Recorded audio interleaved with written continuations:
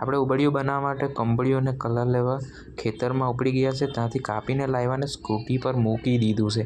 Scooty પર ઢર કરતાં કરતાં આપણે ઘરે આવી ગયા. ઘરે આવીને જોયું તો પાપડી ધોઈ નાખેલી હતી ને એમાં રીંગણ ને બટાકા ને કંદમૂળ ને બધું ધોઈ નાખેલું.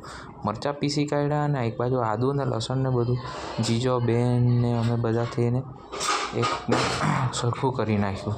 સરખું કરીને ચટણી બનાવી પાત્રામાં મૂકી. પાત્રામાં પછી આપણે દોરાથી બાંધી દીધું 3-4 પડીકા એવા જીજાએ. પછી તો આપણે માટલું તૈયાર કરવા સારું બધા બટાકા અને રીંગણમાં બધી આપણે ચટણી ભરવા લાગ્યા. બધું મિક્સ કરી દીધું ચટણી ને બધું. પછી જીજા માટલામાં કંબળીઓને કલર નીચે મૂકવા લાગ્યા. પછી ભાઈ બીજું માટલું લઈને આપણે પણ અંદર મૂકવા લાગ્યા. અંદર મૂકીને બધું ઠૂસીને બધું ભરી દીધું. પછી પપ્પાએ 2 માટલા સરખી રીતે મૂકીને સળગાવી દીધા. તેને 35-40 મિનિટ સુધી અડધો એવો કલાક મૂકી દેવાના, સળગાવવાના બરાબર. પછી કાઢી લેવાનું. પછી જીજા તો કાઢવા લાગ્યા. આપણે બની ગયેલું, સુગંધો બહુ મસ્ત આવતી હતી એટલે બંને માટલામાંથી ખાઈ લીધું. અને આપણી ભાણી બહેન તો ખાવા બેસી ગયેલી ચોખાના રોટલા સાથે. કોઈ બીજી વાનગી સાથે મળીશું.